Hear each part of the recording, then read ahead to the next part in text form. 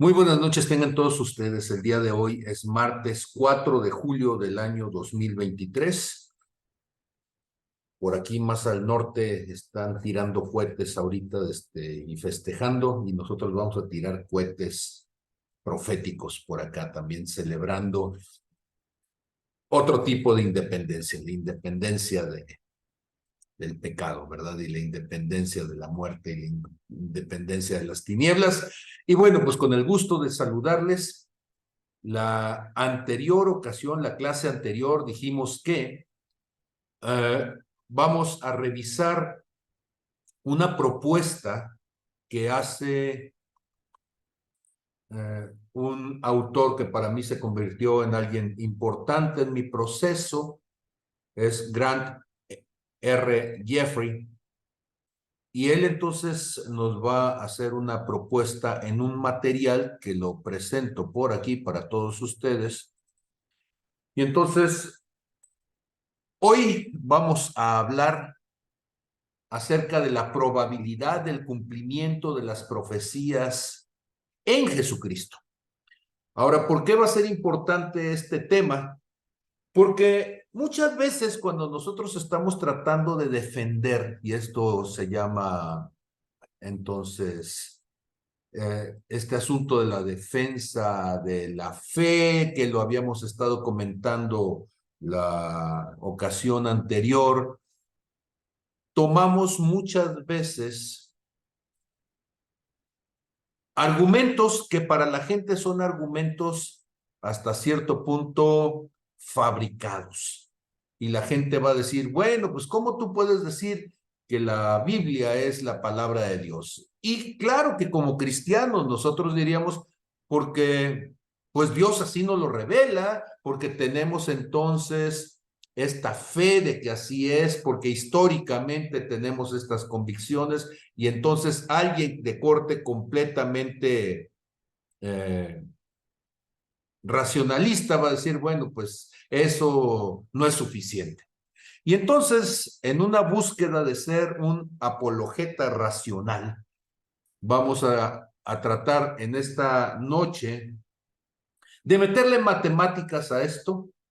Y si ustedes van multiplicándolo por allí, yo quisiera pedirles que vayan teniendo entonces una calculadora por ahí a la mano, para que con esa calculadora entonces podamos ir nosotros encontrando un número que nos ayude un poquito hasta donde se pueda multiplicar, por supuesto, porque como se van a dar cuenta en un momento más, nuestros números en realidad son chiquitos para cosas como estas que tocan con lo eterno. Y entonces, todo esto lo vamos a estar platicando acerca de un material que para mí es uno de los mejores libros que yo he leído en mi vida cristiana.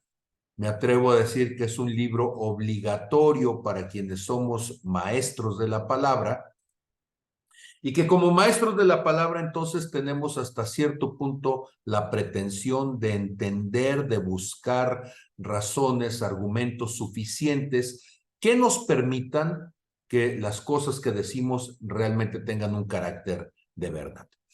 Y dada esa circunstancia, entonces, esto que estamos intentando mostrar, pues lo que vamos a hacer entonces es ir con Grant R. Jeffrey,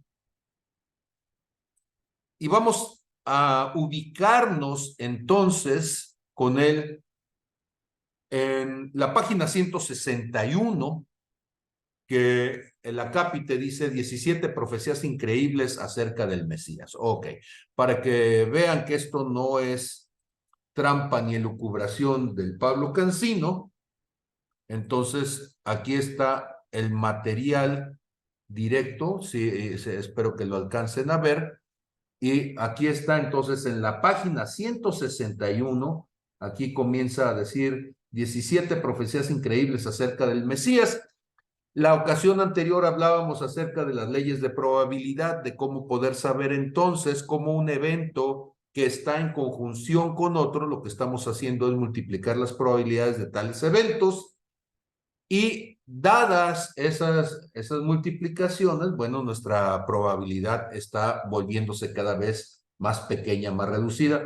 Y vamos entonces a estar revisando a partir de la página 161, vamos a ir revisando los distintos argumentos hasta que podamos llegar, ¿sí?, hasta la página 172.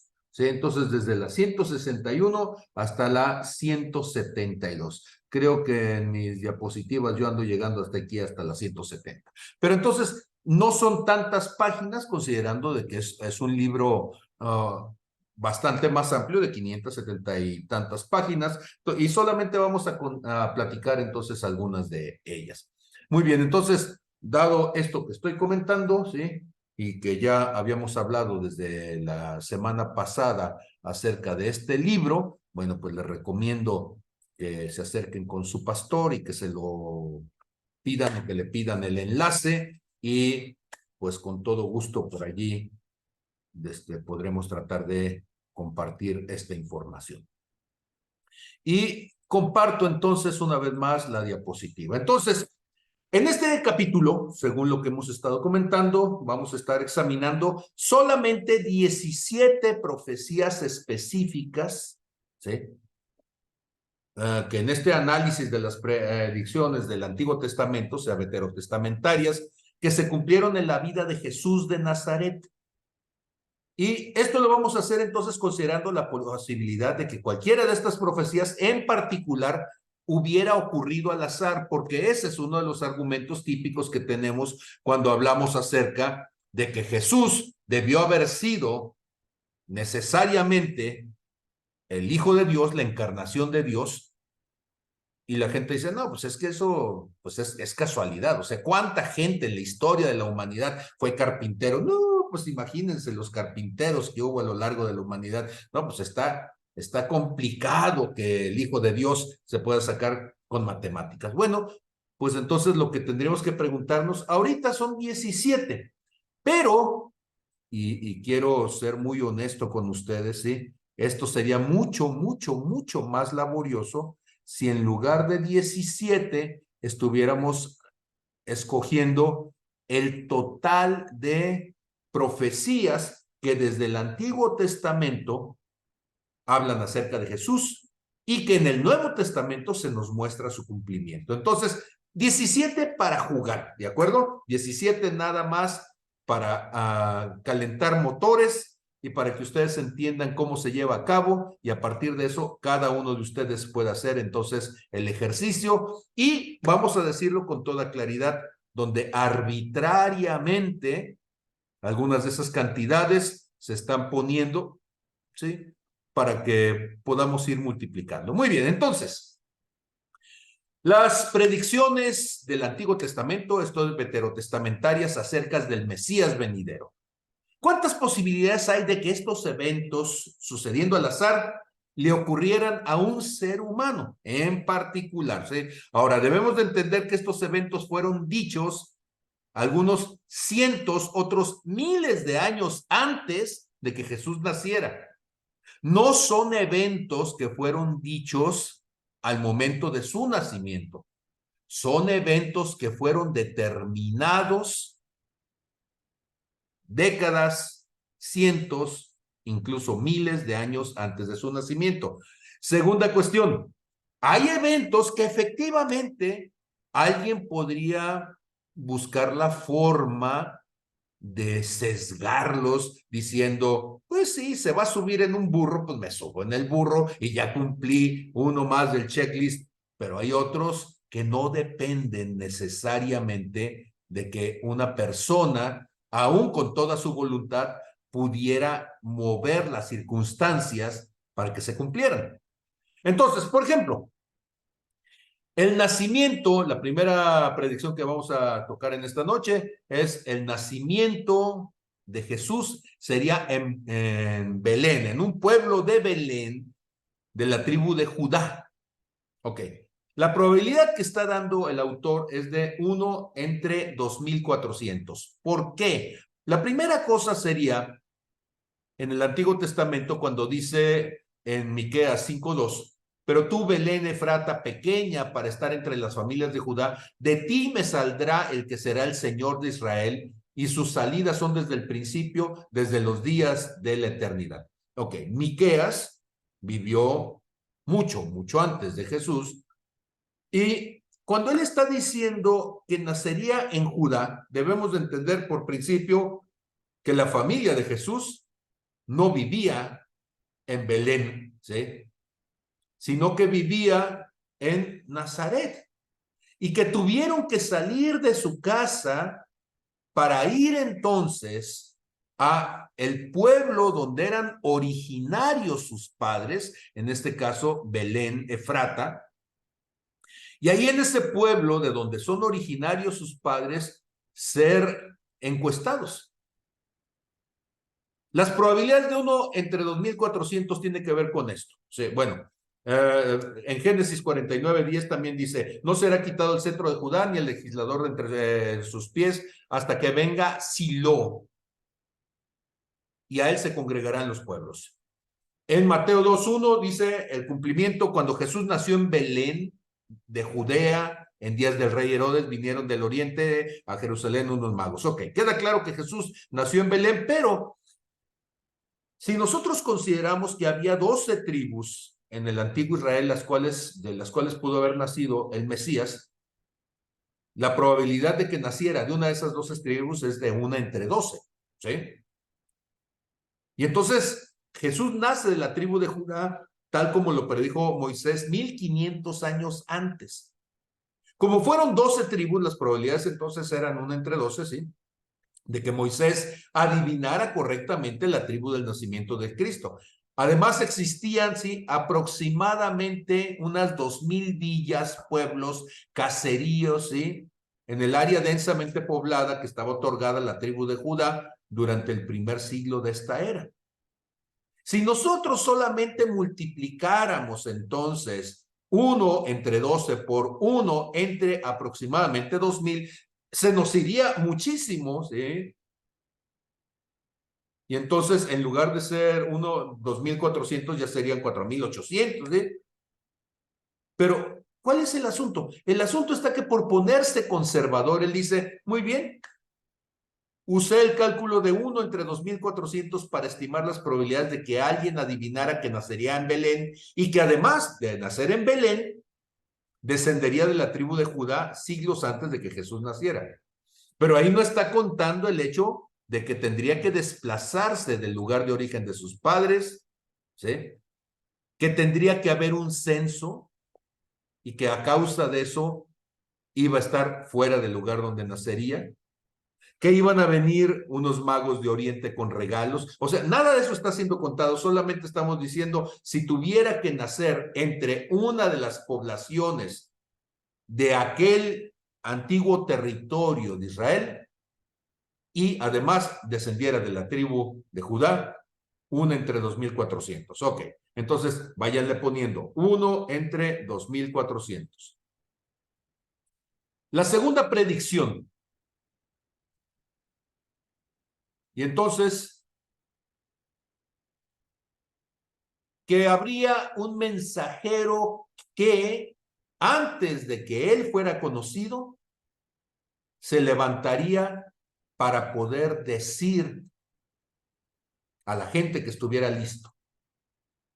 Y él utiliza conservadoramente la probabilidad de 1 entre 20. Porque podría haber sido, ¿sí? O sea, sí hay que antes de que alguien haga campaña, pues si gente lo conoce, si gente cercana, pueda entonces decir, el que viene es importante, ¿sí? La predicción en el Antiguo Testamento se encuentra en Isaías 43 y dice, la voz que clama en el desierto, ¿sí? Preparar el camino Jehová, enderezar calzada en la soledad a nuestro Dios. El cumplimiento en el Nuevo Testamento, por supuesto, ustedes conocen, ¿sí? Acerca de Juan el Bautista. Dice entonces Mateo 3, verso 1 y 2, en aquellos días vino Juan el Bautista predicando en el desierto de Judea y diciendo, arrepiéntanse porque el reino de los cielos se ha acercado. Y estas palabras de que voz que clama en el desierto, las conocemos perfectamente con él, ¿sí? Y entonces él dice, estoy estimando la probabilidad de 1 entre 20, pero que yo sepa, según los registros históricos, ¿sí? No revela ningún otro rey que haya sido precedido por un mensajero como Juan el Bautista. O sea, alguien que su mensajero fuera una persona que vivía en el desierto y que saliera entonces al pueblo a decirles que se arrepintieran de sus pecados. Hasta donde sabemos, fue un caso único, pero bueno, si alguien quiere ponerse conservador, 1 entre 20. Para calcular la probabilidad entonces estimada, solamente con estas dos predicciones, entonces se hubiera multiplicado 1 entre 2400, que era que fuera descendiente de Judá, que fuera de alguno de los pueblos de Israel, y además multiplicado por 20, con lo cual ahora nuestra posibilidad es de 1 entre 48,000, de que Jesús fuera descendiente de Judá, naciera en Belén Efrata, pequeña entre las naciones, y que tuviera un mensajero que saliera del desierto, que estuviera diciendo, sí, pongan atención al que viene. Tercera predicción, que entraría a Jerusalén montado en un burro. Bueno, normalmente alguien entraría montado en un caballo, ¿verdad? O entraría montado en una mula. Probabilidad, dice este hombre, 1 entre 50. O sea, de cada 50 reyes que entraran a tomar el lugar como reyes, 1 entre 50 podría ser que entre en un burro. Muy bien. En el Antiguo Testamento, dice en Zacarías 9:9, alégrate mucho, hija de Sión, da voces de júbilo, hija de Jerusalén. He aquí tu rey vendrá a ti, justo y salvador, humilde, cabalgando sobre un asno, sobre un pollino hijo de asna. En Lucas 19:35 al 37, ¿sí? El cumplimiento en el Nuevo Testamento, acuérdense ustedes que Jesús le había dicho a sus discípulos que fueran y trajeran un burro, pero además que ese burro no hubiera sido montado antes por nadie, que fuera, ¿sí? Un burro que no estuviera domado, amaestrado, ¿sí? Y lo trajeron a Jesús entonces, y habiendo echado sus mantos sobre el pollino, subieron a Jesús encima, y a su paso tendían sus mantos por el camino. Cuando llegaban ya cerca de la bajada del monte de los olivos, toda la multitud de los discípulos gozándose comenzó a alabar a Dios a grandes voces por todas las maravillas que habían visto, ¿sí? Y entonces recuerden ustedes, ¿sí?, que él dijo que todo eso era para que se cumpliera la escritura.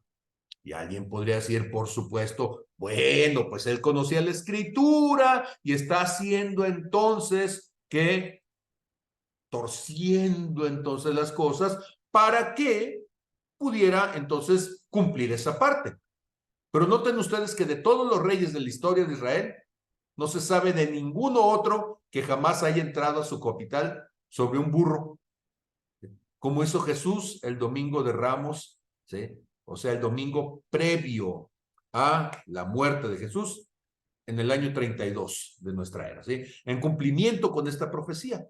Y la combinación probabilística, entonces, si multiplicamos estas tres predicciones que ocurrieran al azar, ya habíamos dicho, el anterior era 48,000, lo multiplicábamos por 5, bueno, por 50, ¿sí? Le van a agregar un 0 y ahora ya tenemos entonces en lugar de 3, 4 ceros, pero como son 5 por 48, ahora vamos a tener, ojo con esto, ya tenemos una cantidad de 7 cifras, y si ustedes lo saben leer en matemáticas serían 2,400,000.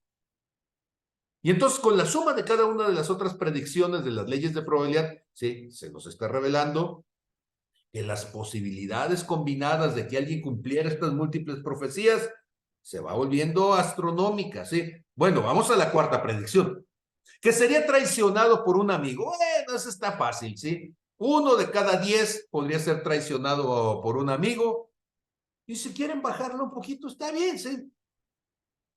En el Antiguo Testamento ya se decía, en Salmos 41:9, aunque el hombre de mi paz, en quien yo confiaba, el que de mi pan comía, entonces no es un amigo cualquiera, o sea, no es alguien que te conozca, tiene que ser alguien muy cercano, con un nivel de intimidad tal que coman juntos.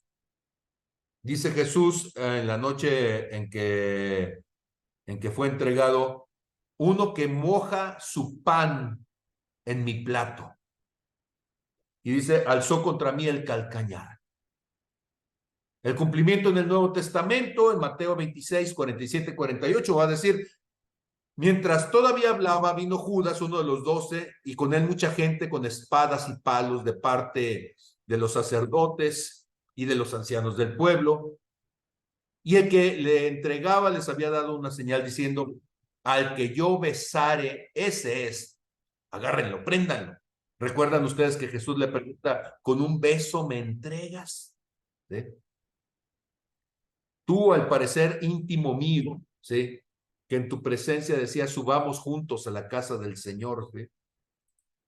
Aunque no es raro que un rey secular sea traicionado por un socio cercano, la traición de un líder religioso históricamente es poco común. ¿Sí? Si tú dijeras, es alguien político, es un guerrero, sí, pero la gente que tiene un carisma religioso normalmente se esperaría que fuera gente más fiel porque su inclinación es espiritual, los que los acompañan. Sin embargo, y para ser conservador, dice el autor, ¿sí? Jeffrey Grant, solo he asignado una entre 10 probabilidades de que esto ocurriera, ¿sí? Ahora, como teníamos entonces 2.400.000 al multiplicar por 10, pues ahora tendríamos 24 millones. Una entre 24 millones. La quinta predicción, que sus manos y sus pies serían traspasados. Ahora, ¿por qué una probabilidad de 1 entre 100? ¿Sí? Ahora, ojo con esto, en el Antiguo Testamento, Salmos 22, 16 dice, porque perros me han rodeado, me ha acercado cuadrilla de malignos, horadaron mis manos y mis pies. Ciertamente en tiempos de los romanos, sabemos que la crucifixión se convirtió en una forma típica de que una persona podría morir. Es cierto, pero el rey David lo dijo esto cientos de años antes de que naciera Jesús, en Salmos 22, 16. No solamente eso, sino que muchos hombres morían en batalla. Muchos hombres morían, ¿sí? Torturados, ciertamente, pero no necesariamente colgados de un madero. Y entonces, en Lucas 23:33, en el cumplimiento del Nuevo Testamento, dice, y cuando llegaron al lugar llamado la Calavera, el Gólgota, le crucificaron allí, y a los malhechores, a uno a la derecha y otro a la izquierda. Porque eso va a ser muy importante, esa es otra profecía, que él sería el justo juzgado con los injustos. Entonces, no solamente le pusieron en un madero, sino que además él tendría que ser juzgado injustamente y tendría que ser colocado con dos personas, cuando menos, uno a la derecha, otro a la izquierda, ¿sí? Que serían personas delincuentes. Y entonces, si fuera uno de cada 100, ¿sí? No solamente para ser colgado, sino por ser justo, al multiplicar 24 millones que teníamos y al multiplicarlo por uno de cada 100, ahora tenemos una cifra que ya va al orden de los billones. Y aquí tengo que decir entonces, ¿sí? Que vamos a empezar a tener un problema con la notación norteamericana contra el sistema internacional de medidas. ¿Por qué? Porque nosotros contamos de 6 en 6 las cifras de notación para agrupación de unidades de millón, billón, trillones y sucesivamente, y ellos cuentan cada 3. Entonces, puede ser que va a haber un momento en donde se me puedan perder con las cantidades. Lo que les pediría es no se me desesperen porque vamos a llegar entonces a la parte donde matemáticamente ya lo tengo escrito. La sexta predicción, él sería herido por sus enemigos. La probabilidad 1 de 10. Ok, otra vez. Muy conservadora, 1 de cada 10 es herido por sus enemigos. En el Antiguo Testamento dice, mas el herido fue por nuestras rebeliones, molido por nuestros pecados, el castigo de nuestra paz fue sobre él y por su llaga fuimos nosotros curados. En el Nuevo Testamento, en Mateo 27-26 dice, entonces le soltó a Barrabás y habiendo azotado a Jesús, le entregó para ser, ¿sí?, crucificado. Pero está diciendo que él fue molido por los pecados de alguien más, no de sí mismo. El Mesías príncipe será muerto, dice la profecía de las 70 semanas de Daniel. Dice, será muerto, mas no por sí. O sea, no será muerto por causa de sus propias transgresiones. A través de la historia, la mayoría de los reyes muertos eran asesinados súbitamente. Muy pocos fueron torturados como el Señor Jesucristo. Las probabilidades de que esto sucediera fortuitamente eran menos de 1 en 10, ¿eh? Y entonces las posibilidades combinadas para estas 6 predicciones, pues ahora si teníamos 2.4 billones ahora por 10, ahora serían 24, ¿sí? La séptima predicción, sería traicionado por 30 monedas, no 29 y no 31, exactamente por 30 monedas de plata. La probabilidad 1 en 50, bueno, dicen. Predicción del Antiguo Testamento, dice Zacarías 11:12. Y les dije, si les parece bien, denme mi salario, y si no, déjenlo. Y pesaron mi salario, por mi salario, 30 piezas de plata. Esto lo dijo Zacarías cientos de años antes de Jesús también. Cumplimiento en el Nuevo Testamento, le dijeron a Judas Iscariote, ¿verdad? Y dice Judas, ¿qué me quieren dar? Y yo se los entregaré. Y ellos le asignaron 30 piezas de plata. Nótese que los que lo hicieron, los que pusieron esa tasa, no fue Jesús, fueron los del Sanedrín, que estaban buscando entonces los sacerdotes del templo, que eran los que estaban buscando acabar con Jesús, pues precisamente ellos son los que le pusieron el precio de las 30 monedas. Consideren ustedes cuán imposible sería predecir correctamente 500 años antes el precio exacto de la traición que será pagada por la muerte de un futuro rey. Y entonces, muy conservadoramente, ya se dijo 1 entre 50 multiplicado por los 4 billones que se tenían. Ahora la cifra sube a 1.200.000.000, ¿sí? Cientos de billones, ¿sí? La octava predicción, que sería golpeado y escupido. Bueno, van a decir, pues 1 de cada 10 podría ser, ¿sí? Golpeado y escupido. En Isaías 56 dice, di mi cuerpo a los heridores y mis mejillas a los que me mesaban o me arrancaban la barba. No escondí mi rostro de injurias y esputos. Le estaban escupiendo la cara. Y en Mateo 26:67, como cumplimiento en el Nuevo Testamento, dice, entonces le escupieron en el rostro y le dieron de puñetazos y otros le abofeteaban. Aunque muchos reyes fueron muertos a través de la historia, pocos fueron atormentados, golpeados y ridiculizados. Sin embargo, Jesucristo soportó esos golpes para nuestra sanidad y salvación. Si están diciendo 1 de cada 10, ahora multiplicadas las probabilidades, ¿sí?, de estas 8 profecías, al multiplicarla por 10, ahora ya tenemos 12 trillones, ¿sí? La novena predicción. El pago por su traición sería echado en el templo. Ojo, no solamente dijeron 30 monedas, sino que además sería regresado al templo y sería entonces rechazado por el templo porque era dinero manchado de sangre, y entonces sería entregado para comprar además el campo de una persona que se dedicaba a la alfarería. Eso ya está muy específico, ¿eh? 1 entre 200, conservadoramente, ¿verdad? Entonces, la predicción en el Antiguo Testamento, en Zacarías 11:13 dice, y me dijo Jehová, échalo al tesoro, hermoso precio con que me han apreciado. Y tomé las 30 piezas de plata y las eché en la casa de Jehová al tesoro. El cumplimiento en el Nuevo Testamento dice, y arrojando las piezas de plata en el templo, esto es Judas Iscariote, salió, fue y se ahorcó. Los principales sacerdotes, tomando las piezas de plata, dijeron, no es lícito echarlas en el tesoro de las ofrendas porque es precio de sangre. Y después de consultar entre ellos, compraron con ellas el campo del alfarero para sepultura de los extranjeros. Mateo 27, 5 a 7.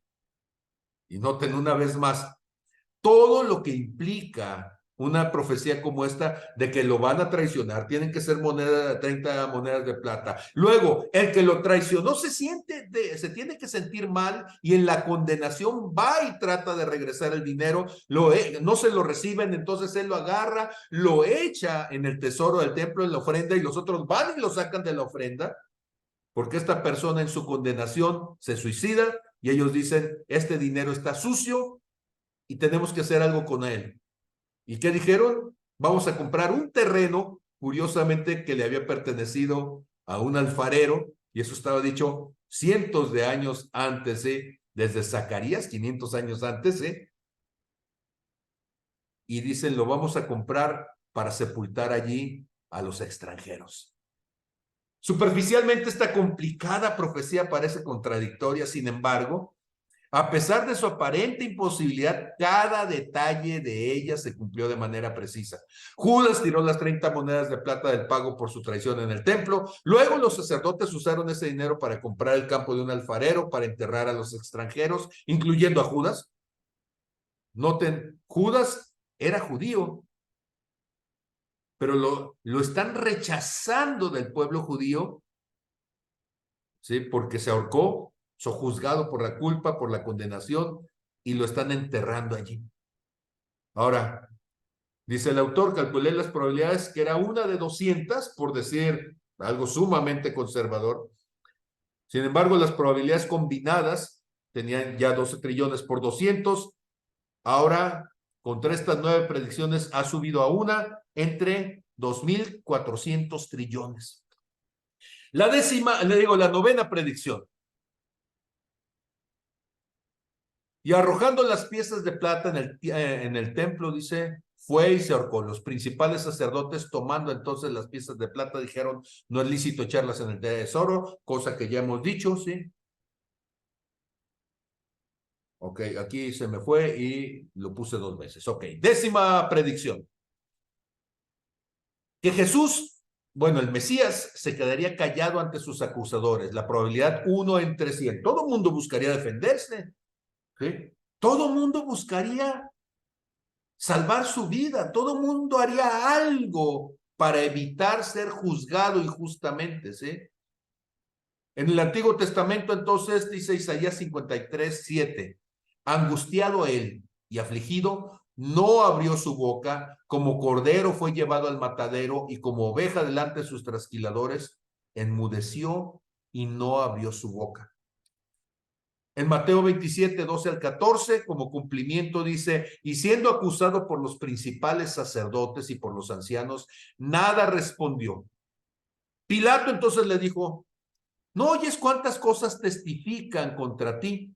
Pero Jesús no le respondió ni una palabra, de tal manera que el gobernador se maravillaba mucho.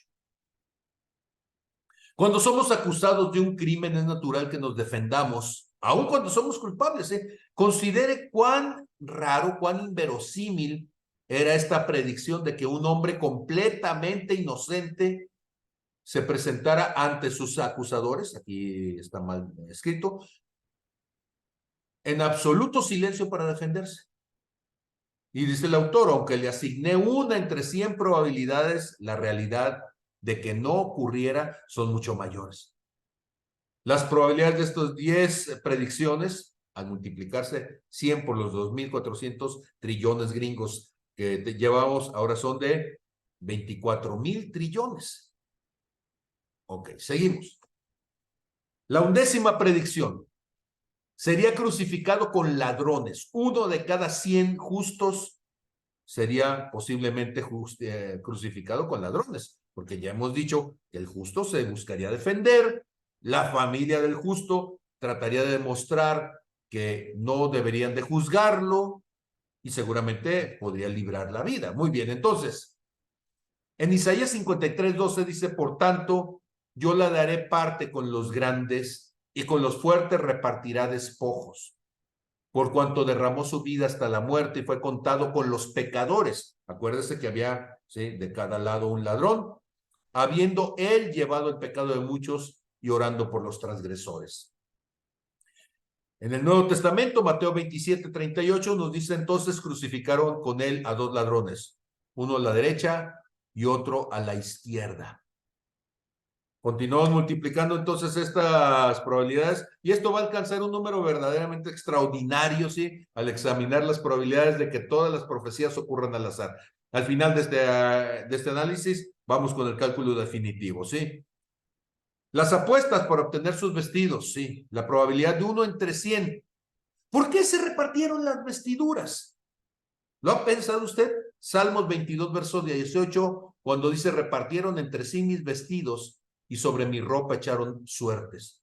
Resulta que Jesús venía vistiendo un manto de púrpura, pero era un manto que era caro por dos cosas. La primera es porque el púrpura, que es una tintura que se obtiene a partir de moluscos del mar Mediterráneo, para poder sacar entonces estos moluscos había que bucear sin equipo de buceo, solamente conteniendo la respiración, bajar a unos 7, 8, hasta 10 metros de profundidad, escarbar entre la arena y sacar entonces los moluscos y subirlos a la superficie para que con esos pudieran exprimirlos, abrirlos y exprimirlos, sacando una gotita de esa almeja.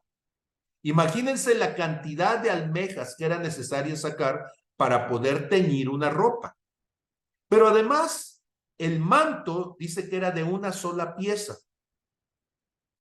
Los telares que normalmente se usaban eran telares cortitos para que una sola persona pudiera estarlos trabajando, ¿sí? Estaba moviendo las manos para hacer que los hilos se fueran cruzando, metía entonces la lanzadera de un lado, la agarraba del otro, jalaba el hilo, ¿sí? Apretaba el hilo, movía ahora el telar para que la trenzada quedara en sentido contrario.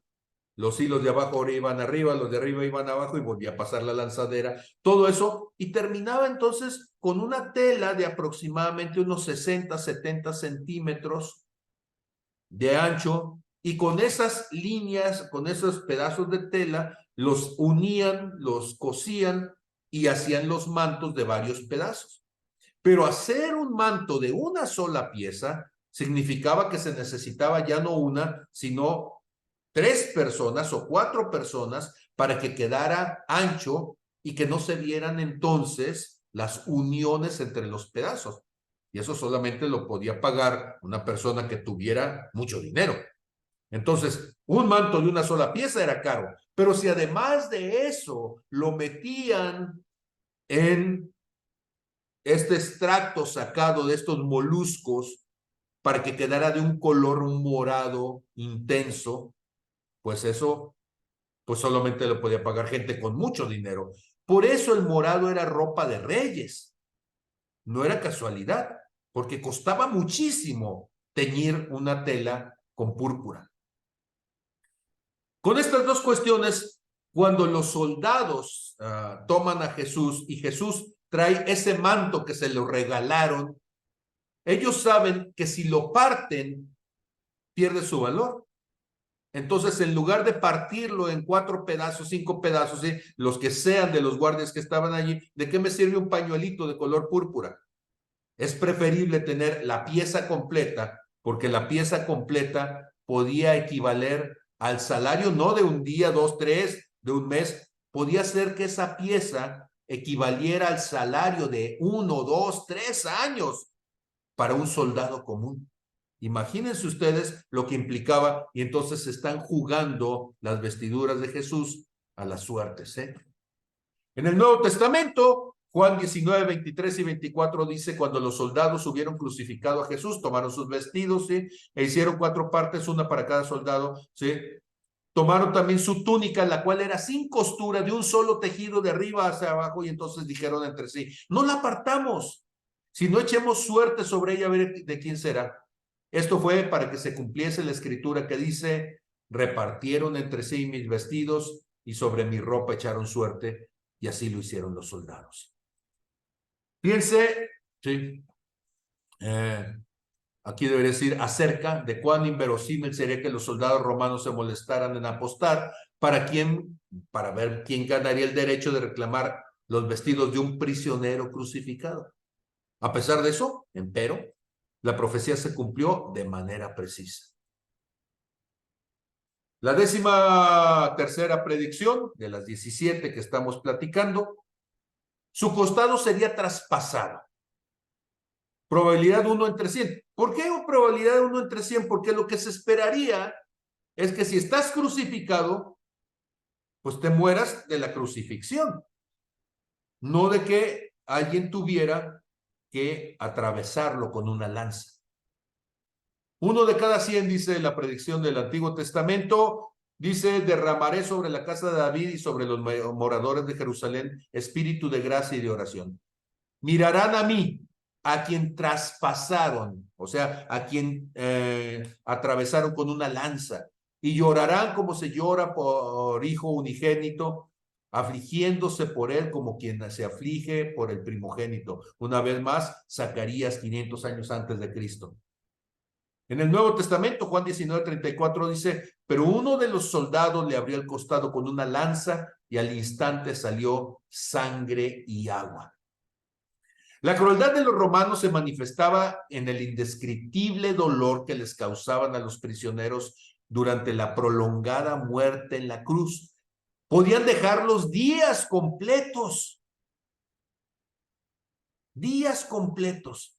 Sin embargo, a pesar de las órdenes de producir una muerte lenta, porque lo que querían era que sufriera lentamente, Dios motivó al centurión romano para que lo traspasara así el costado de Cristo con una lanza. La sangre y el agua que brotaron de Cristo probaron que ya había muerto antes de que la lanza traspasara su costado. ¿Por qué? Porque ya muerto, ¿sí?, se había comenzado a coagular la sangre y entonces se había separado precisamente el paquete globular, ¿sí?, se había separado entonces del plasma, y esto es lo que da esa sensación de agua y sangre cuando ellos lo vieron, ¿sí? Las probabilidades de que alguien se traspasara el costado de un hombre crucificado se estiman muy conservadoramente en 1 entre 100, porque no era común que una persona muriera a las 3 horas, ¿sí?, de que había sido crucificado. Jesús ya había muerto, noten ustedes, ¿sí?, cuando podían pasar horas o días de estar ahí colgados, ¿sí? La 14ª predicción, una vez más, 1 de 20, ninguno de sus huesos sería quebrado. Cuando alguien tardaba mucho tiempo en morir, lo que hacían entonces era tomar un marro, quebrarle los huesos de las piernas para que ya no pudiera elevarse a respirar y entonces muriera por asfixia, ¿sí? En el Antiguo Testamento, Salmos 34:20 dice, Él guarda todos sus huesos, ni uno de ellos será quebrantado. En el Nuevo Testamento, Juan 19:33 dice, cuando llegaron a Jesús, como le vieron ya muerto, no le quebraron las piernas, ¿sí? Pero para asegurarse que estaba muerto, lo que hicieron fue, lo atravesaron con la espada, ¿verdad? Digo, con la lanza. Cuando un prisionero de Roma era crucificado, su cuerpo se colocaba en la cruz de tal manera que la única manera mediante la cual podía respirar era levantándose dolorosamente, sí, la parte superior de su cuerpo, usando la fuerza de sus piernas para expandir el diafragma. Cuando los soldados romanos deseaban acelerar la muerte del prisionero condenado, le rompían las piernas con un garrote para que ya no se pudiera levantar a respirar, y entonces en unos minutos el prisionero moría por falta de oxígeno y por el fluido acumulado en sus pulmones, ¿sí? Para evitar profanar el sábado, recuerden ustedes que él fue crucificado en la víspera de la Pascua. Los soldados le rompieron las piernas a los prisioneros a cada lado de Jesús para asegurarles una muerte rápida. Sin embargo, en cumplimiento de la profecía de Zacarías, ¿sí?, Jesús ya había expirado y murió por voluntad propia. Por tanto, no le rompieron las piernas a Cristo, ¿sí?, cumpliendo así la profecía. Noten ustedes qué laborioso era este cumplimiento, porque los dos que estaban a sus lados sí le rompieron las piernas y no los atravesaron con una lanza, ¿sí? Entonces, ahí nos damos cuenta de que no es un asunto aleatorio. Tenía que cumplirse de una manera fortuita y había sido dicho 500 años antes. La 15ª predicción. Su cuerpo no se corrompería. Y tú dices, ay, eso está complicado. Sí, o sea, una persona que se está diciendo que su cuerpo no se corrompe es una persona que aunque estaba declarado muerto, en realidad sobrevivió. Ok, ¿qué sucedería entonces si alguien tuviera catalepsia? Este asunto de que parecía que estaba muerto, pero en realidad resucitaba, respiraba, se levantaba, o que Dios le resucitara, ¿sí? Dice Salmos 16:10, porque no dejarás mi alma en el Seol, ni permitirás que tu santo vea corrupción. O sea, no permitirás que el cadáver se pudra. ¿Uno de cada cuántos? Y ahí otra vez, conservadoramente, uno de cada 10,000. Bueno, no sé cuánta gente conoce usted que resucitó, ¿sí? Porque no había aparatos entonces para darle electroshock. Si la persona había tenido un infarto, se moría. No había manera de resucitar a las personas, ¿sí? Y en el Nuevo Testamento, en Hechos 2:31, dice, viéndole antes, habló de la resurrección de Cristo, que su alma no fue dejada en el Hades, ni su carne vio corrupción. Esto ya en el libro de Hechos, para cumplir esta profecía, ¿sí? Obviamente, las probabilidades de que alguien muriera y que su cuerpo no se descompusiera y luego se levantara entre los muertos realmente son astronómicas, ¿sí? Sin embargo, dice él, las estimé solo como una entre 10,000, porque hubo varios individuos que fueron resucitados en el Antiguo Testamento, como el hijo de la viuda de la Sunamita, ¿sí?, en Segunda de Reyes, capítulo 4, versos 28 al 37. Entonces, o como aquel que cuando lo iban a enterrar llegaron unos ladrones y el cortejo fúnebre para escapar, tiraron el muerto, el cadáver, ¿sí?, lo tiraron en lo que había sido la sepultura del profeta Eliseo, y cuando el cadáver tocó los huesos de Eliseo, ¿sí?, fue resucitado y salió corriendo de allí, ¿sí? La 16ª predicción. Su entierro, ¿sí?, fue en la tumba de una persona rica, de una persona adinerada, ¿sí? Y entonces él no era rico, pero sería sepultado en la tumba de una persona rica, pero además que esa tumba no hubiera sido usada, ¿sí? Y bueno, la primera parte de esta profecía está en Isaías 53:9. Dice, y se dispuso con los impíos su sepultura, mas con los ricos fue en su muerte. Entonces, fue juzgado injustamente, fue colgado de un madero, iba a morir, ¿sí?, antes de que le quebraran las piernas, iba a ser traspasado con una lanza, aún habiendo sido colgado. Cuando muriera, iba a ser enterrado con los ricos. Normalmente una persona que era muerta en el madero era llevada a la fosa común. No la sepultaban entonces porque había perdido toda dignidad, había perdido entonces el respeto, la ciudadanía, y era considerado entonces un paria, ¿sí? Y entonces dice, él sería sepultado con los ricos en su muerte, aunque nunca hizo maldad ni hubo engaño en su boca. Isaías 53:9. El cumplimiento en el Nuevo Testamento, en Mateo 27, 57 al 60, dice, cuando llegó la noche vino un hombre rico de Arimatea llamado José, que también había sido discípulo de Jesús. Este fue a Pilato. Ojo, Pilato, como gobernador romano, entendía lo difícil, lo complicado que era dejar el cuerpo de Jesús, tanto así que había puesto, que terminó poniendo una guardia para evitar que alguien pudiera robar el cuerpo, por el problema político que eso significaba. Pero seguramente José de Arimatea era un hombre de mucho poder económico y Pilato prefirió ponerse en crisis, en conflicto con los del Sanedrín que con José de Arimatea. Debía haber sido el hombre rico del país. De tal manera que cuando José de Arimatea le pide el cuerpo de Jesús, entonces Pilato manda que le den el cuerpo, se lo entreguen, y tomando José de Arimatea el cuerpo, lo envuelve en una sábana limpia y lo puse en un sepulcro nuevo. Ojo, no había nadie allí. Un sepulcro nuevo que había sido labrado en la peña, no era un hoyo cualquiera. Y después de hacer rodar una gran piedra en la entrada del sepulcro, se fue. El posible lugar de la tumba de Cristo está al norte de la puerta de Damasco, de la antigua ciudad amurallada de Jerusalén, a pocos cientos de metros de la posible localidad del Gólgota, del monte este con forma de calavera, ¿sí? Cuando se descubrió la tumba en el siglo pasado, los arqueólogos encontraron que solo se usó una depresión corporal, o sea, solamente en las piedras había una sola huella de que alguien había sido enterrado allí, ¿sí? O sea, huellas de sangre. Todas las demás piedras no tenían huellas de sangre, no tenían huellas de que se había puesto un cadáver ahí. El dueño no terminó la obra grabada en la roca para enterrar un segundo cuerpo, ¿sí? O sea, enterraron ahí el cuerpo y jamás volvieron a enterrar a nadie más.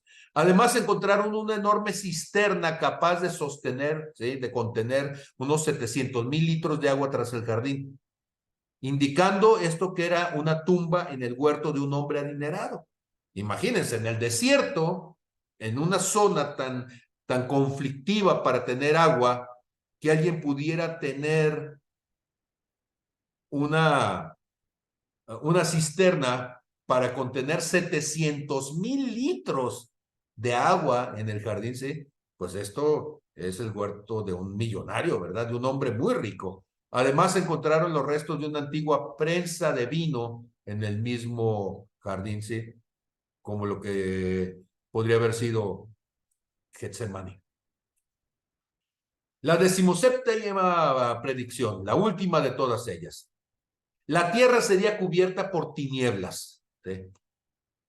O sea, habría un eclipse de sol. Probabilidad 1 de 1000. O sea, un eclipse de sol se puede dar cada cuántos días. Bueno, ustedes recuerdan que estamos hablando de que un año tiene 365 días, entonces más o menos se está diciendo, ¿podría ser uno de cada 3 años que haya un eclipse de sol en esa zona? ¿Sí? Dice Amós 8:9, acontecerá en aquel día, dice el Señor, que haré que se ponga el sol a mediodía y cubriré de tinieblas la tierra en el día claro. O dicho de otra forma, Jesús iba a morir el día en que hubiera un eclipse solar. Y era un eclipse solar completo en esa zona. No está diciendo que ese día un eclipse sí, pero fue a 200 kilómetros. No, tendría que ser que la zona donde Jesús estaba colgado en la cruz, allí tendría que ser la zona de mayor penumbra. Y eso es un espacio muy restringido. El cumplimiento en el Nuevo Testamento dice en Mateo 27:45. Desde la hora sexta, ¿sí? La hora sexta, ustedes recuerdan, ¿sí?, que se comenzaba a contar entonces a las 6 de la mañana. Quiere decir que la hora sexta son a las 12 del mediodía. Hubo tinieblas sobre toda la tierra hasta la hora novena. Pero entonces resulta que no solamente hubo un eclipse, sino que además el eclipse, el efecto del eclipse fue sensible en tinieblas durante 3 horas. Y esto está raro, ¿sí? Si ustedes han estado en un eclipse alguna vez, el eclipse es un momento muy rápido. Algo estaba sucediendo allí, que además del eclipse, seguramente hubo nubes, además del eclipse, hubo algo más que hizo que esas tinieblas fueran mucho más grandes de lo que normalmente veríamos, ¿sí? Y aunque esta profecía es una de las más increíbles entre las 17, ¿sí?, Dice la tercera historia de Talus, ¿sí? Que fue un historiador pagano del tercer siglo, ¿sí? Él reportó que hubo una oscuridad fuera de lo común que cubrió el sol durante varias horas en la Pascua del año 32, ¿sí? Después de Cristo, en el año de la crucifixión de Cristo. Y aunque Talos supuso que esta oscuridad era el resultado de un eclipse, cualquier astrónomo puede decirle que es absolutamente imposible que haya ocurrido uno en aquel momento, porque la Pascua se calculaba cuidadosamente para celebrarse la luna llena, que es algo que en los campamentos siempre lo sabemos, ¿verdad?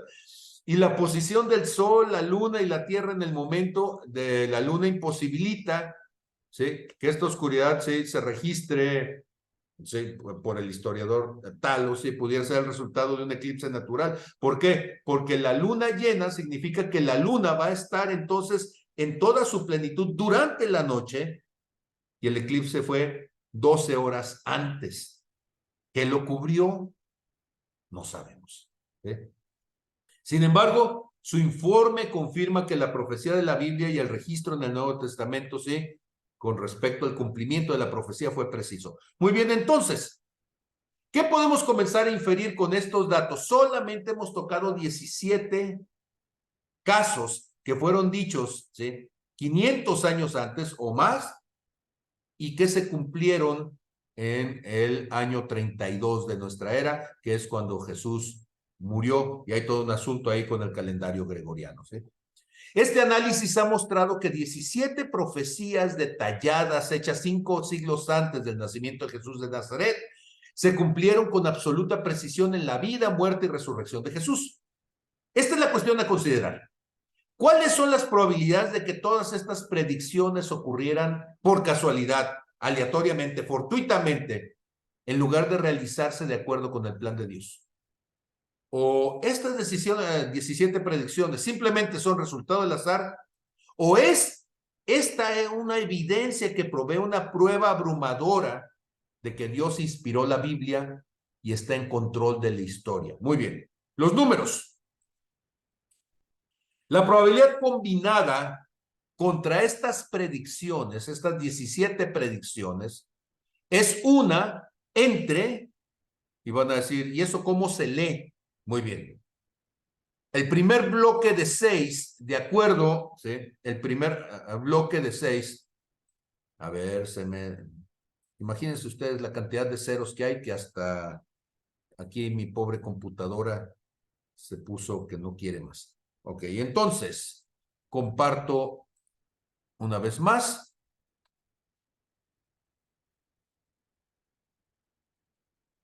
Y muestro entonces. Aquí tengo 17. Sí, a ver, ando todo perdido aquí.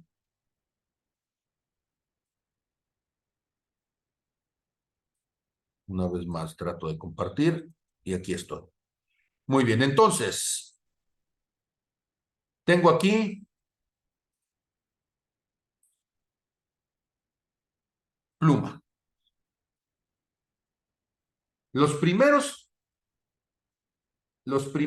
6 números, en matemáticas les llamamos unidades simples. Los siguientes 6 números se llaman ¿sí? Unidades de millón, bueno, el bloque de millones. Después, el siguiente bloque en el Sistema Internacional de Medidas se llama billones. El siguiente bloque se llama trillones. El siguiente bloque se llama cuatrillones. Y acá donde tenemos el 480 se llama quinquillones. Ahora, ¿qué es lo que tenemos entonces con todo esto? ¿Qué es lo que tenemos con todo esto? Voy a borrar entonces todo esto. ¿Y qué es lo que tenemos con todo eso? Si ustedes se fijan en matemáticas, lo que hacemos es ponemos algunos, en la parte superior, ponemos unas comillas para separar y decir comilla arriba, una comilla arriba, tengo aquí, primer bloque, millones. 2 comillas arriba, para que sea fácil de leerse, aquí son billones. 3 comillas arriba, ya son trillones. 4 comillas arriba son cuatrillones. 5 comillas arriba son quinquillones. Dado que cada bloque son 6 ceros, 6 cifras, entonces aquí tengo 30 ceros hasta por acá, 30 ceros, y aquí tengo un cerito más con el 48 para que me dé entonces 480 quinquillones. Notación científica. Lo que normalmente haríamos para no poner todo este desfile de ceros, en matemáticas lo escribiríamos de una manera resumida como un 48 multiplicado por 10, o sea, para poder sacarle los ceros, elevado a la 31, porque significa que tengo 31 ceros entre los 6 bloques, digo, entre los 5 bloques de 6, más el que está por acá solito, 31 ceros. ¿Y eso es mucho o es poquito? Bueno, en otras palabras, ¿sí? Solo hay una oportunidad entre 480 quinquillones de que estos profetas del Antiguo Testamento pudieran predecir con precisión, ¿sí?, estas 17 profecías específicas acerca de la vida, muerte y resurrección de Jesucristo por casualidad, fortuitamente, aleatoriamente, ¿sí? Una entre 480 quinquillones, una entre 48 por 10 a la 31, ¿sí? Las probabilidades de que algún hombre pudiera cumplir estas detalladas profecías al azar son imposibles, ¿eh? Que cualquier lector, cualquiera de ustedes, dice el autor, asigne otros estimados que desea ante estas posibilidades. Si lo quieren hacer más preciso, seguramente va a aumentar el número. Muy bien, independientemente del tamaño de los estimados de probabilidades que le asignen a estas predicciones individuales, todavía se verá afectado con una combinación probabilística de tan extraordinaria magnitud que será imposible convencerse sinceramente de que estas cosas ocurrieron al azar. Si aún no se convence, considere el hecho de que hemos examinado solamente 17, dice, de las 48 principales profecías del Antiguo Testamento, ¿sí? Pero ahorita les voy a dar un dato más interesante todavía. Si calculáramos entonces las probabilidades contrarias a las 48 predicciones, llegaríamos a un número tan enorme que va a exceder nuestra capacidad de entenderlo. Hay algunos rabinos, algunos críticos bíblicos que han sugerido, sí, perdón, que Jesús de Nazaret como rabino, perdón, conocía estas predicciones y que simplemente pues las organizó así como trajo al burro, ¿sí? De tal manera de que organizó los acontecimientos de su vida para poderlos cumplir, ¿sí? Sin embargo, considere la imposibilidad de que cualquier ser humano normal, ¿sí?, pudiera estar organizando el cumplimiento de estas predicciones específicas. Por ejemplo, ¿qué tipo de cosas? ¿Cómo puedes organizar el lugar donde vas a nacer? Él nació en Belén. ¿Cómo puedes arreglártelas para descender de una cierta tribu? Eso no lo puedes arreglar. Ya está allí en tus orígenes. ¿Cómo te las puedes arreglar para que el precio del que te va a traicionar sea precisamente 30 monedas de plata?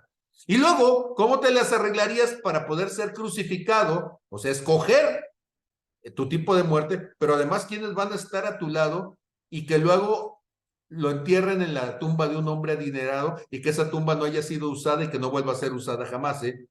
Obviamente solo Dios podía prever estos acontecimientos o cumplir con estas predicciones precisas en la vida de Jesucristo. Y estas profecías prueban entonces que la Biblia es inspirada por Dios. Cuando consideramos específicamente estas 17 profecías mesiánicas, las probabilidades de que una persona cumpliera estas predicciones fortuitamente son absolutamente astronómicas. Ok. Sí, pero yo sé que me están escuchando como dicen, ok, para entender a plenitud la realidad de estas profecías cumplidas, prueban que Jesucristo es el Mesías prometido, el Hijo de Dios. Considere entonces la siguiente ilustración, ¿sí?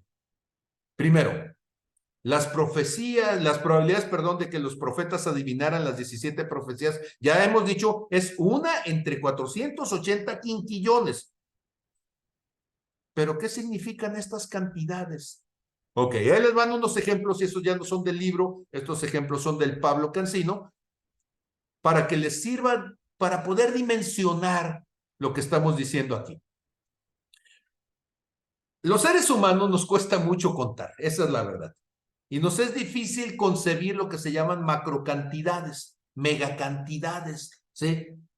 Para ilustrarlo, ¿sí? Con ejemplos más tangibles, aunque por supuesto estas cifras son extremadamente grandes y por ende nos cuesta mucho en comprenderlas completamente. Pensemos primero el número de granos de arena en la Tierra. Si tuviéramos toda la Tierra, todo nuestro planeta, ¿sí?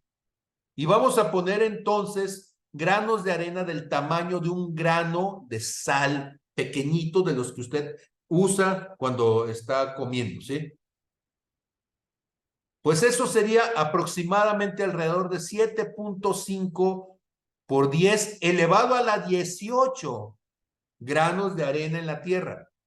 Note usted, estoy diciendo 7.5 por 10 a la 18.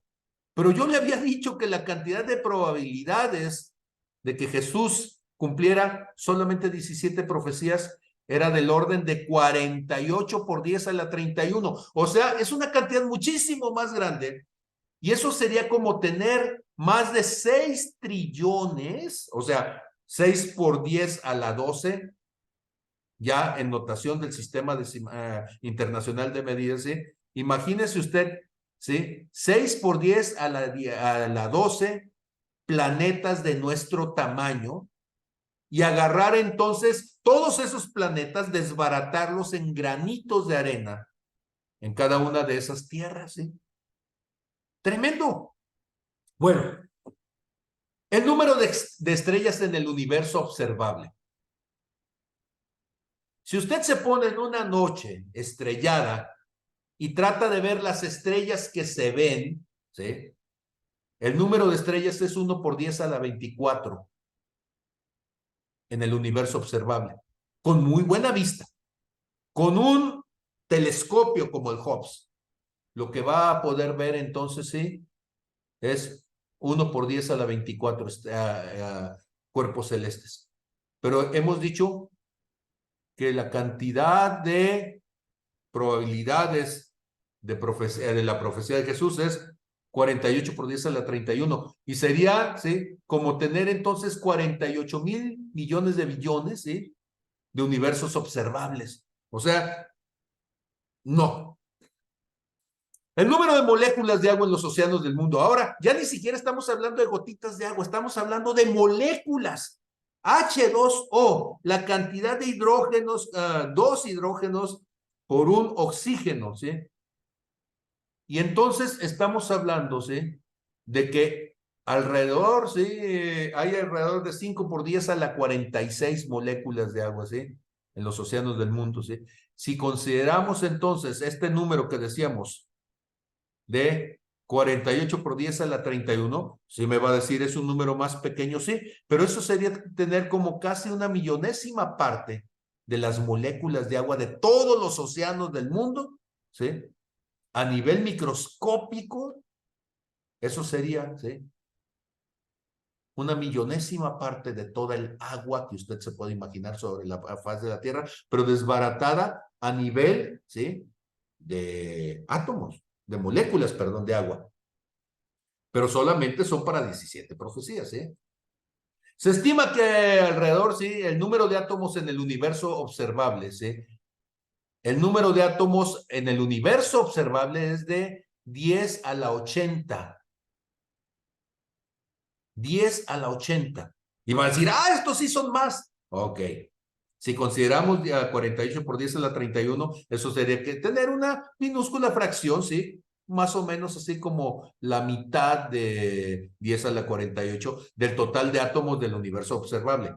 Por favor, nada más acuérdese que son solo 17 profecías, porque ahorita le voy a preguntar, ¿y qué va a pasar más allá de eso?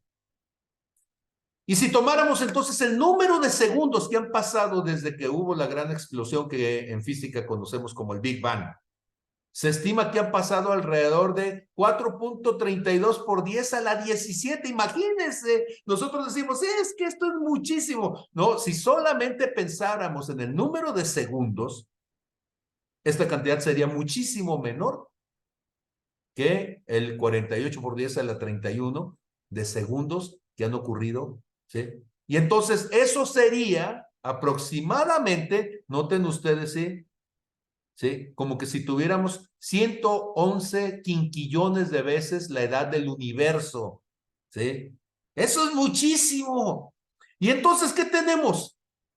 Que la probabilidad de que Jesús sea el Hijo de Dios, de hecho, es mucho mayor que 48 por 10 a la 31. Sí, pero ¿y eso qué es? Porque hemos revisado nosotros solo 17 referencias en el Antiguo Testamento que se cumplieron en Jesús. Pero ¿cuántas referencias sobre Jesús hay en el Antiguo Testamento? ¿Cuántas referencias tendremos? Pues resulta que hay 456 referencias. 4, 5, 6, para que no se le olvide. 4, 5, 6 marcas de identificación, ¿sí? Donde se predice acerca de Jesús, está mal escrito, donde se predice acerca de Jesús en el Antiguo Testamento. ¡Ay! ¿En dónde están esas 456 referencias? Ok, déjeme cerrar esto de aquí y le muestro rapidísimo y se los pongo por ahí en el grupo de WhatsApp, ¿sí? Ahí va la referencia del grupo de WhatsApp para que lo vea, ¿sí? Y lo pongo por aquí. Y este estudio me gustó muchísimo y se lo dejo por aquí rápidamente para que lo vea. Y aquí tenemos las profecías dadas, la referencia en el Antiguo Testamento, la referencia en el Nuevo Testamento, nacido de la simiente de una mujer, y ahí está cada uno, de la simiente de Abraham. Todas las naciones fueron bendecidas por la simiente de Abraham. Dios lo usaría como el cordero de la ofrenda, de la tribu de Judá, heredero al trono de David, y usted ahí puede ver, ¿sí? 4, 5, 6, 456 profecías, ¿sí? Dadas en el Antiguo Testamento. Yo sé que esto no se puede estar viendo con atención al momento de que lo estoy pasando, ¿sí? Pero lo que quiero que se dé cuenta es que son 456 profecías de las cuales se habló en el Antiguo Testamento y que se cumplieron en el Nuevo Testamento en la vida y ministerio de Jesús. 456. Significa que si yo me pusiera a calcular todas las profecías y solamente usaran números muy conservadores, la cantidad sería arriba de un Gogol. ¿Cuánto es un Gogol? Es 1 por 10 elevado a la 100. Y aún así, ese número sería pequeño. Y 1 por 10 a la 100 es un número tan grande que si desbarato todo el universo observable en granos de arena, así, de ese tamaño, aún así, sería mucho mayor la cantidad de probabilidades. Ahora, imagínense, ¿y esto qué tiene que ver? Van a decir, bueno, ahora imagínense que las pintamos todos de amarillo y solamente un solo granito de todo el universo observable, lo ponemos de color rojo, lo ponemos en una tómbola y le digo, muy bien, en el momento en que usted quiera, salga y con los ojos cerrados vas a encontrar ese granito de toda esa cantidad en el universo. Y eso es lo que las matemáticas dicen que sería la probabilidad de que alguien, por mera casualidad, un ser humano, por mera casualidad, pudiera encontrar todas esas profecías cumplidas en su vida. Es más, La cantidad de seres humanos que ha existido hasta el momento, desde lo que los biólogos dicen que el ser humano ha existido, hasta ahorita, en este momento, somos 8,000 millones de personas. Y es el momento en que más seres humanos ha habido sobre la faz del planeta. Los biólogos, los antropólogos consideran que si contáramos la cantidad de seres humanos hasta este momento, serían alrededor de 24,000 millones de seres humanos. 24,000 millones es una cantidad irrisoria, ¿sí? Porque 24,000 millones es un 24 con 9 ceros. 24 por 10, ¿sí? Elevado a la 9.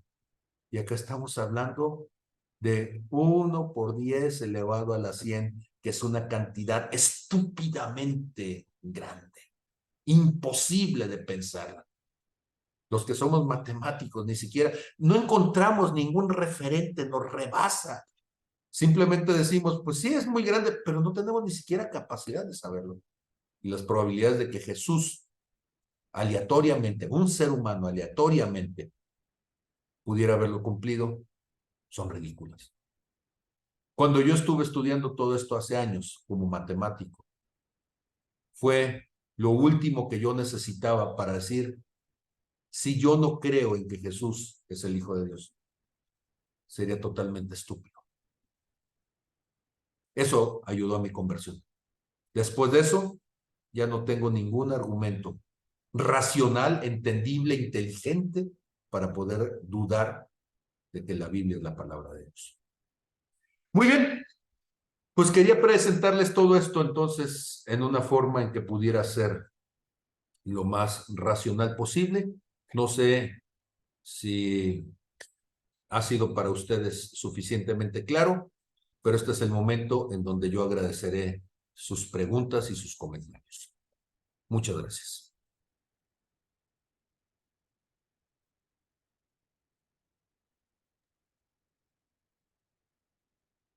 No sé si los perdí en el camino, pero me gustaría saberlo, por favor. Adelante, Lore. Pues yo estoy conmovida, estoy impactada y muy agradecida de haber conocido a Dios sin esta referencia. Amén. Pero con esto me rebasa mi ser y estoy muy agradecida por este estudio, pastor. Gracias. Muchísimas gracias, Lore. Gracias por opinar. ¿Alguien más?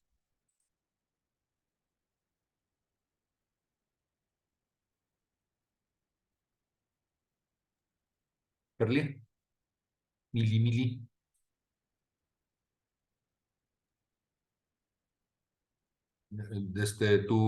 Tu audio está con un conflicto de origen, porque no te oigo aunque tienes el micrófono abierto.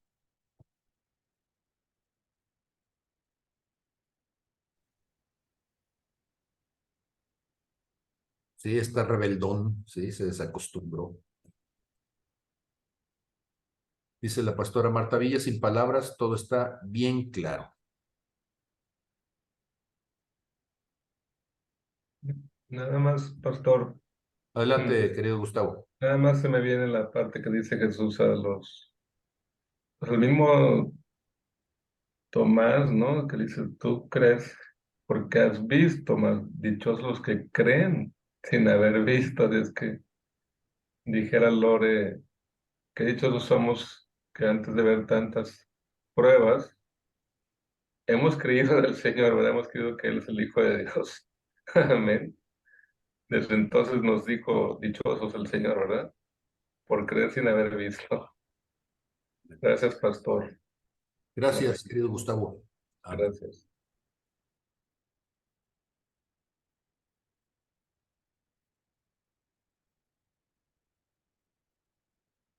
¿Alguien más?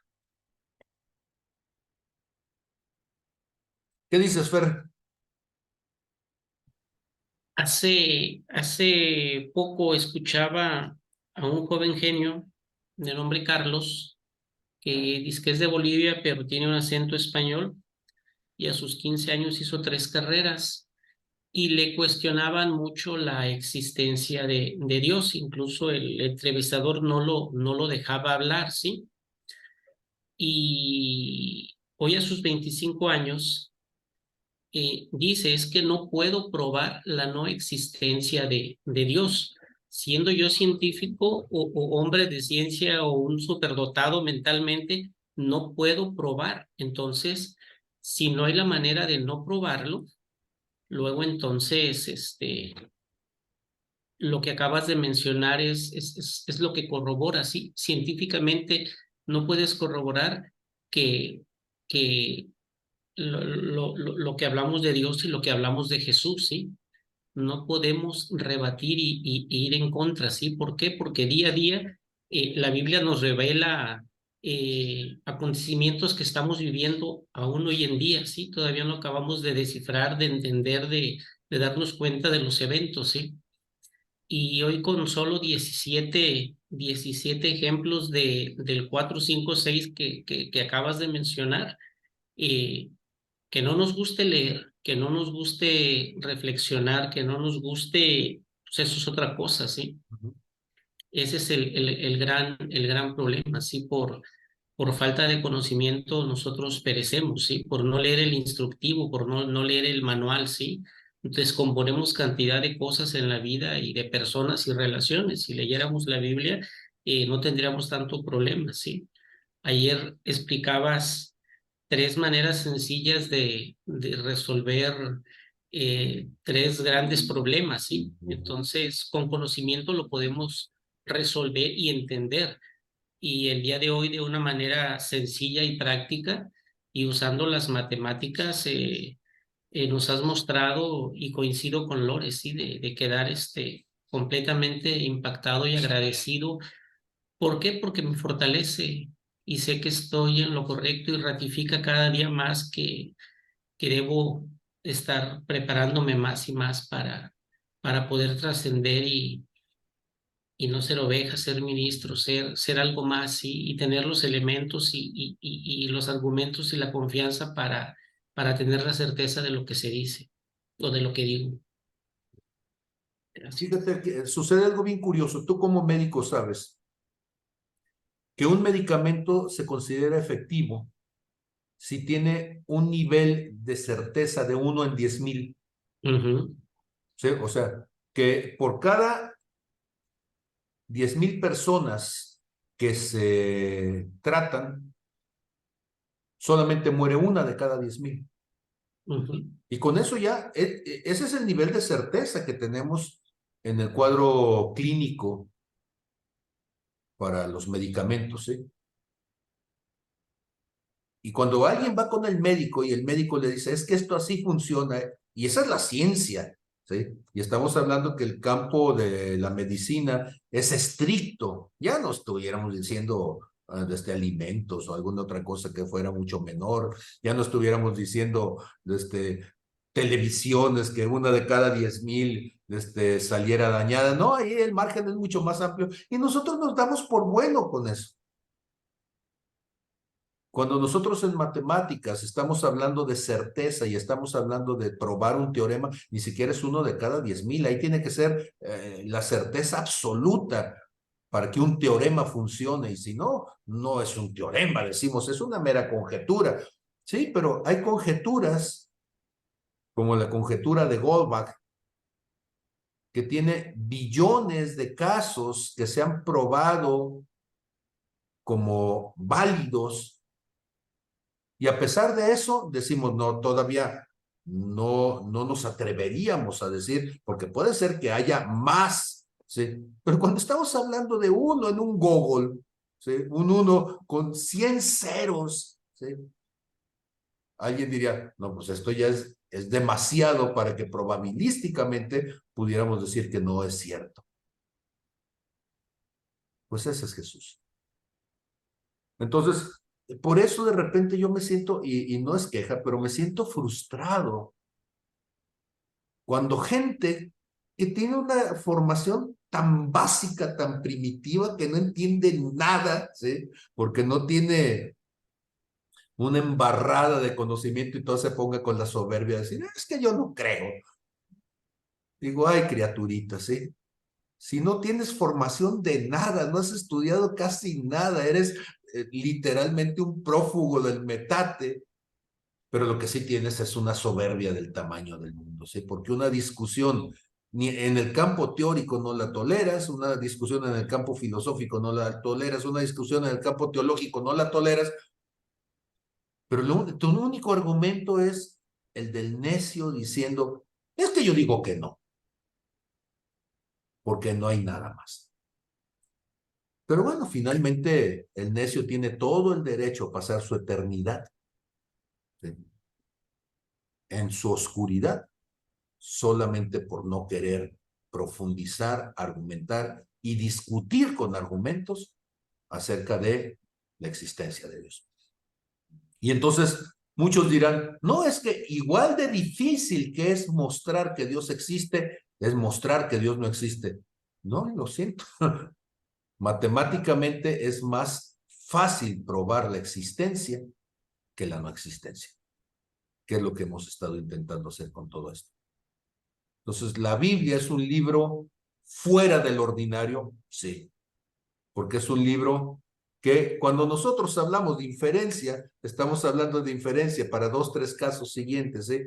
Queremos inferir si va a llover mañana o no, queremos inferir si dentro de 5 o 10 años va a haber agua suficiente potable o no, si se va a extinguir una especie o no, si van a cambiar 2 o 3 grados de temperatura o no.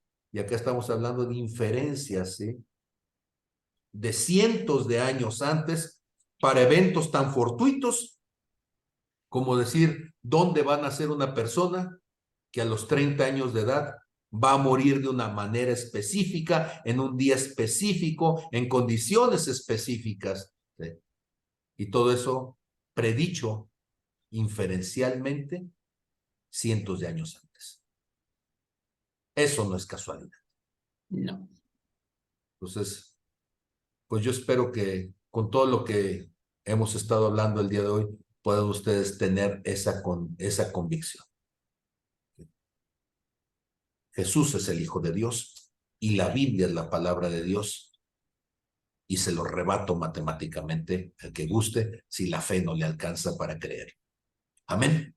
Pues Dios les bendiga a todos. Gracias como siempre por el esfuerzo de estar acá, el esfuerzo de escuchar al tipo, porque yo sé que el pastor a veces se pone como que medio en la nube, pero gracias por hacer ese esfuerzo y por caminar entonces en los caminos que Dios nos ha trazado. Y si Dios entonces existe, si su palabra existe y es verdad, si la Biblia es revelación, yo le reto, léala.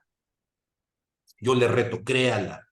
Yo lo reto, viva de acuerdo con eso, porque si Dios no se equivocó al decir 500 años después van a ocurrir estas cosas, mire, usted no está a 500 años de morirse. Y su destino, seguramente, también Dios ha dicho lo que va a ocurrir. Así que créale a Dios. No juegue a los dados con su vida futura, porque en cuestiones de probabilidad a Dios no le gana. Amén. Entonces, Dios les bendiga a todos y gracias por la misericordia y la paciencia que tienen. Bendiciones. Vamos a poner a grabar esto y se los mandamos y se los voy a mandar con 2 documentos. Se los voy a mandar con esta misma presentación y se los voy a mandar entonces con el enlace. Bueno, ya lo tienen allí para que busque las 456 referencias del Antiguo Testamento sobre el ministerio, vida, muerte y resurrección de Jesús y todo el cumplimiento de esas profecías. Y los que necesiten entonces también el libro de La firma de Dios para que lo lea, es un libro hermoso, maravilloso, increíble, que a mí me cambió la vida y quebrantó mi soberbia como gente formada en la ciencia. Gracias a Dios por Jeffrey Grant, que le dedicó tiempo y escribió un libro increíble, magnífico, para poder mostrarnos que la palabra de Dios, que la Biblia es la revelación y que es verdad. Dios les bendiga a todos. Gracias. Amén, gracias.